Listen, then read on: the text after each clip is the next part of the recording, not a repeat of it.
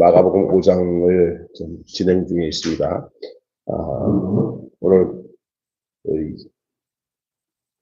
2월 21일 수요일 아침 마가복음 5장 21절에서 34절의 말씀으로 유명과 무명과 유명 그리고 거듭남 이런 제목으로 다시 이야기하겠습니다. 무명과 유명 그리고 거듭남이라는 말씀으로 함께 은혜를 나누겠습니다.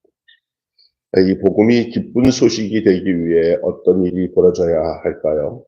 오늘 본문을 통해서 그러한 사실을 우리는 목격할 수가 있습니다.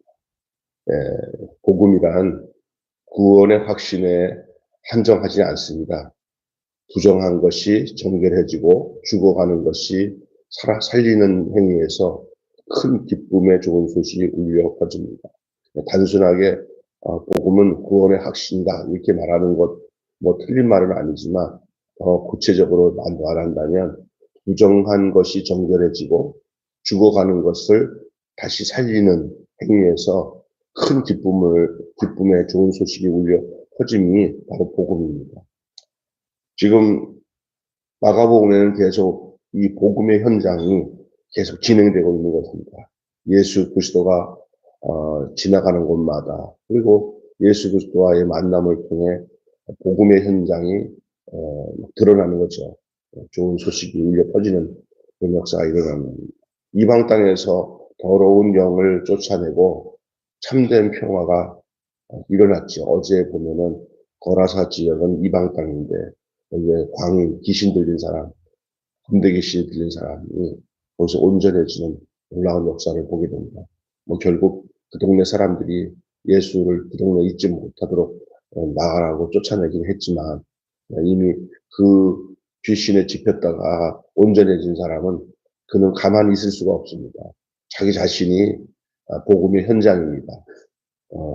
죽어가고 귀신에게 시달렸던 자가 온전해져서 저가 사람들마다 다 아는데 당신이 어떻게 된 거냐?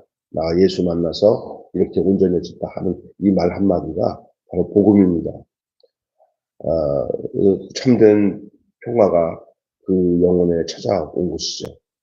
이것이 예수께서 갈릴리 땅에 있어 부정함을 깨끗게 하는 사역을 보여주고 있습니다. 이 사역이 계속 이어지고 있는 것이죠. 오늘 본문도 그런 맥락에서 계속 사건은 진행됩니다. 이야기는 진행됩니다. 그 중에 오늘 나타나는 사람이 두 종류의 사람이 나와요. 두 사건이 드러나요. 스토리 테마가. 하나는 뭐냐? 해당장 야이로와의 만남입니다. 그 사람은 간단하게 말하면 유명한 자입니다. 해당장 야이로, 아주 유명한 사람입니다. 이 해당장 야이로는 직업과 이름을 나타내는 거 보면은 그 사람은 거룩한 직업과 이름을 남긴 남자라 할 수 있습니다. 그런데 그에게 결정적인 문제가 생겼습니다. 복음은 언제든지 문제와 더불어서 드러납니다. 문제가 있는 곳에 그 문제가 해결되면서 복음이 본격적으로 드러나는 거죠. 살리는 역사가 드러난다는 얘기입니다. 자, 보십시오. 그 외에 뭡니까? 회당장 야이로의 딸이 죽음의 위기에 빠져 있습니다. 그래서 이 회당장이 예수님의 발 앞에 엎드려서 내 딸에게 찾아가서 안수하여 고쳐달라고 간청을 합니다. 이제 모든 위기가 해소될 것 같은 상황에서 이름도 없고 직업도 없고 게다가 부정한 여인이 이 유명한 자와 예수와의 사이에 그 진로에 끼어들어서 나타난 사건이 무명한 자인 병든 여인입니다. 회당장 야이로가 그의 딸이 죽기 전에 예수님을 모셔가지고 안수받으면 낫겠다고 예수님 앞에 엎드려 간청을 했지만 살짝이 끼어든 이 여인은 유명하지 않고 무명한 여자입니다. 이름도 없습니다. 그냥 병든 여인입니다. 12의 혈루병으로 병든 여인입니다. 근데 우리 그 회당장과 야이로는 뭐라고 말하면 예약 환자라고 한다면 누구지? 이 뭐야? 어, 이 혈루병 혈류의 여자는 긴급 응급 환자 같은 경우 갑자기 튀쳐나온 여자입니다. 예수님도 전혀 상상하시 없었던 여자입니다. 우리 주님은 이렇게 본격적으로 유명해서 이름도 알고 하는 사람들이 요청하고 주님 내 딸 좀 고쳐달라고 겸손하게 엎드리는 자에게도 함께 하시지만 그냥 무례하게 그 사이에 끼어들어서 예수님의 옷자락이라도 만져야겠다. 나 그러면 살겠다고 아무 계획 없이 그냥 일방적으로 주님한테 엎드려 주님의 옷자락을 통해서라도 내가 구원을 얻겠다라고 믿음을 가지고 행하는 여인에게도 동일하게 그 믿음을 보시고 그 믿음을 통해서 그를 살리시는 복음의 역사가 나타나는 것이 오늘 본문의 내용입니다. 여러분 이거 보시면 참 대조적이잖아요. 그죠? 이 여인은 부정하고 이름 없는 여인이죠. 예수의 옷자락을 만짐으로 그 여인은 깨끗해졌습니다. 유명한 의사들 통해서 그들의 무능함으로 인하여 괴로움을 당하면서 살아왔습니다. 고쳐준다고 했는데 고쳐주는 사람 하나도 없지. 돈만 펑펑 나가고 이제는 남은 건 몸뚱이밖에 남지 않았습니다. 이래나 저래나 죽지 않으면 살기다. 그냥 죽으면 죽고 살면 살겠다 하고는 용기를 가지고 나왔는데 이 밑에서 흐르는 피가 혈류의 피가 땅에 떨어진 거 발견하면 죽습니다. 여자는 예수 만나다가 죽든지 아니면 그냥 죽든지 둘 중에 똑같은 거니까 그냥 주님 만나다가 죽으면 뭐 어떻겠냐 뭐 이런 마음도 없잖아 있을 수 있었습니다. 아주 그냥 사생결단하고 예수님께 가는데 어떻게 할 수 있잖아요. 어떻게 전면으로 예수님 얼굴 볼 수도 없고 감히 볼 수도 없고 그냥 예수님 옷자락만 살짝 만지면 예수님 옷자락만 살짝 만지면 그 예수님에게 더 능력이 자기한테 올 거라는 믿음을 가지고 갔습니다. 그 여인은 가난합니다. 무명한 여인입니다. 부정한 여인입니다.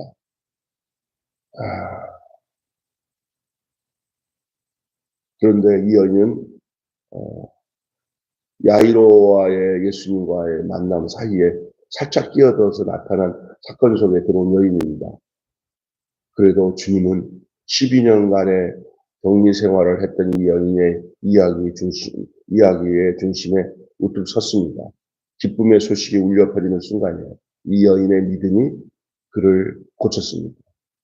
능력은 주님께서 나갔지만 그 여인이 예수님의 옷자락을 만지는 터치하는 그 믿음이 없었다면 그 예수님의 능력이 그로 들어갈 수가 없겠죠. 성경에 보면 이런 얘기 나와요. 예수님이 누가 내 몸에 손을 대었다. 아니 무슨 얘기입니까? 이렇게 많은 사람들이 이렇게 부딪히고 하는데 그게 무슨 얘기다? 아니다. 너희들이 이게 터치한 이 만진 거랑 전혀 다른 터치가 내게 느껴졌다. 예. 예수님은 자신에게서 능력이 나간 걸 아는데 그러면 어떤 자에게 예수님의 그 치유의 능력이 나가냐면은 이 여인처럼 간절하게 예수님의 옷자락을 만지는 사람에게도 어제나 오늘이나 영원토록 동일하게 능력이 나가는 줄로 믿습니다. 교회는 예수님의 옷자락을 누려드린 예수님의 옷자락에 누려드린 장소입니다.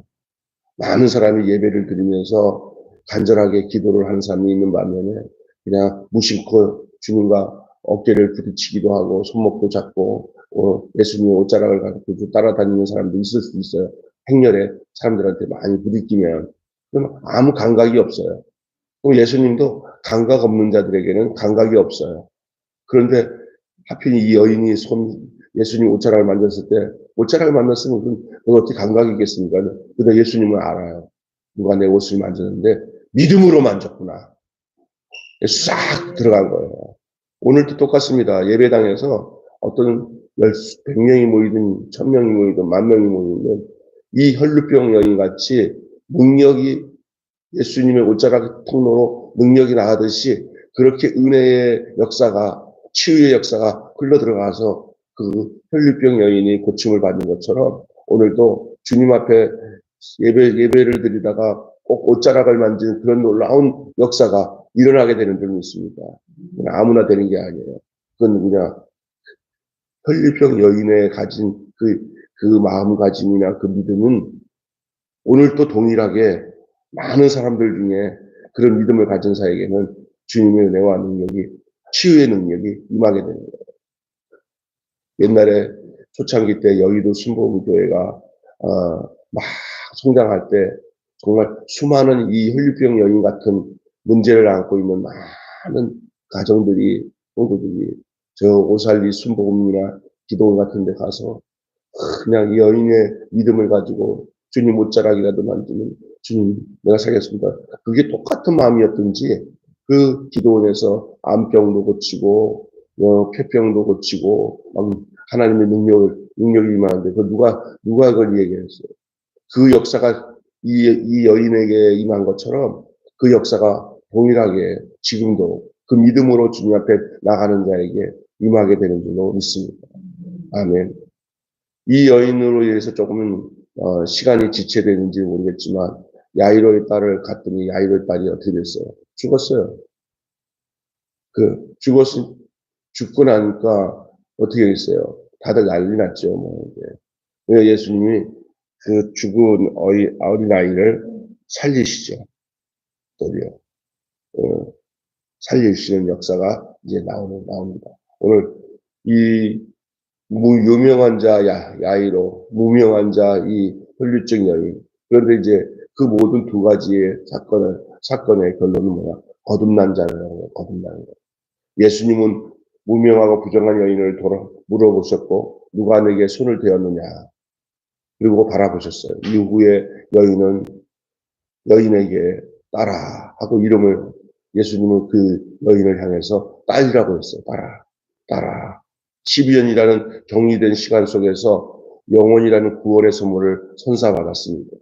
소외되고 부정한 영역에 머물던 여인이 이제는 딸아 살았다는 거죠.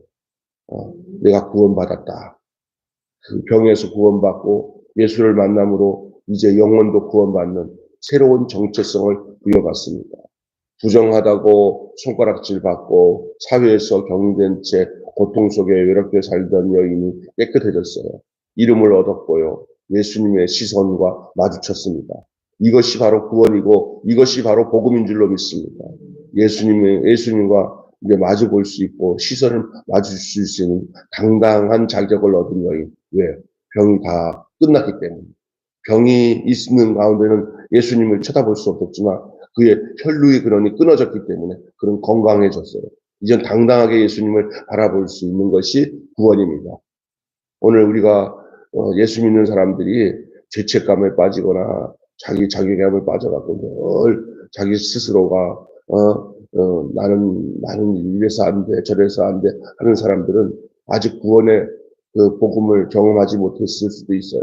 그러나 구원의 복음을 경험하면 지나간 과거의 모든 것들은 다 사라지고 지금 현재 내가 병이 끊어지고 혈류의 근원이 끊어져 건강한 상태에서 예수님을 눈동자를 서로 마주칠 수 있는 이런 당당한 것이 바로 구원받은 증거들로 믿습니다.